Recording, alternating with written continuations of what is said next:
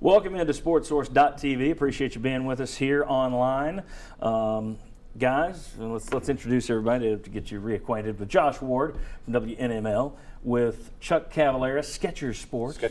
And right there we have Russell Smith from WNFZ, 94.3, 99.1. We had to put Chuck in the middle of them so they wouldn't fight. This segment brought to you by Jinx Logos. You see the number right there on the screen, 865-755-7767. You'll find no one better in all of East Tennessee to provide your company with marketing materials. Shirts, mugs, keychains, whatever. Jimmy Andrews and Jinx Logos can do it. I've used them. I think they're fantastic. I think you would be extremely happy if you gave them a call and found out what they could do for your business or your high school booster club or whatever. Jimmy Andrews, Jinx Logos. All right, guys, we teased this during today's show. The question of the overtime segment is this. In terms of expectations, living up to them, which Vols this year in 2015 have the most to prove? Which guys do you think really need to show what they're made of this year? Perhaps they came in with a lot of hype, haven't lived up to it yet. Who do you go to? I'll start with Marquez North, who I think has started to touch his potential. They don't beat South Carolina his freshman year without that miraculous catch. Defensive back helped a little bit, by the way, racing the football. But he's a spectacular athlete, terrific talent, and if he has the year he's capable of as a junior, could be a first or second round pick in the NFL draft. Okay. I'm going to go with part of this is just what's going to be going on his second season is Jalen Hurd.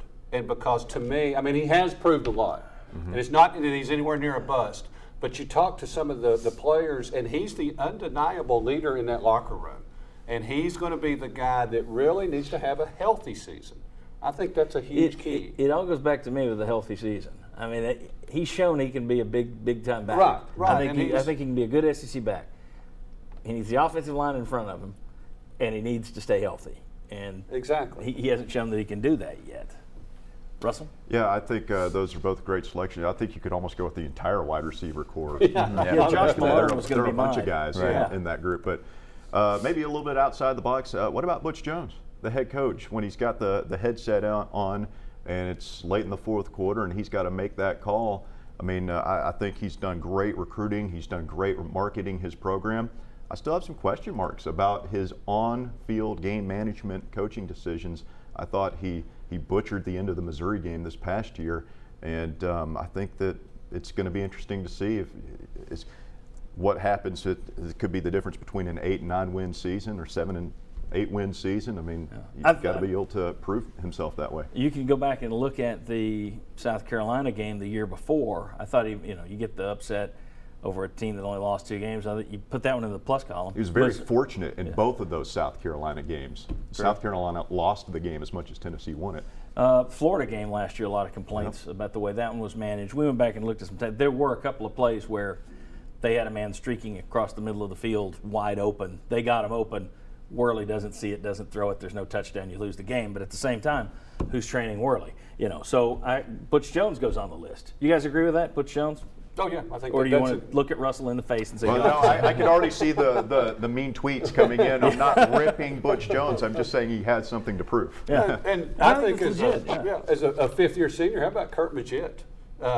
Somebody that is in a position where you don't have a whole lot of depth, and you really need him. You've got Maben, that you think is a star, top player.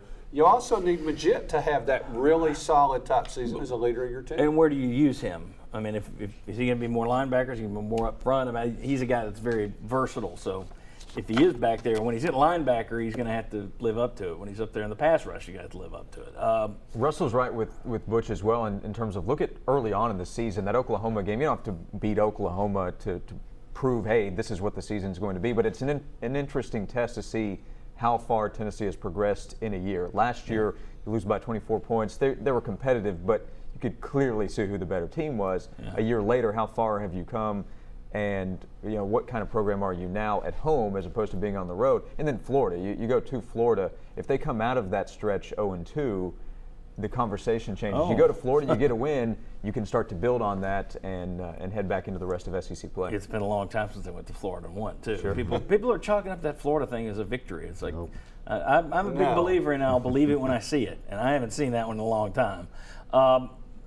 offensive line, you can throw in the whole line there, can't you? I mean, nobody's really proven. I think all these guys, especially if you look at them as a unit, we haven't seen them as a unit together, so you throw them all out there.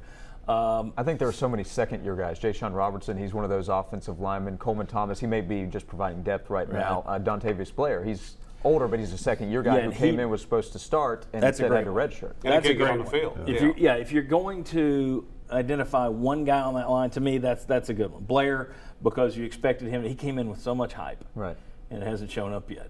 I think Josh Dobbs. I mean, here's the thing. He's looking great off season. He's a great leader. He's a tremendous ambassador for the university. All true. He looked great in the bowl game. He looked great in the second half against South Carolina. He looked good against Alabama when they hadn't prepared for him. But how's he going to look for a 12-game season? And he's got to stay healthy too. Now that the rest of the teams on Tennessee's schedule have had an entire offseason to prepare for him. Yes. So to me, Dobbs still has something to prove. Steve Jobs proved a lot, but Josh Dobbs still has something to prove, I think. And I'll throw out another one. There's a lot of hype surrounding Alvin Kamara, and we keep talking about Jalen Hurd. We said he's going to be one of the most important Vols during today's TV show. We said here he's a guy that needs to prove himself. There's not much depth there behind him. You've got Kamara, and that's it. So in terms of guys that you anticipate being big-time players, I think he's got something to prove. He was a hot shot going to Alabama, had issues that led to him departing from Alabama.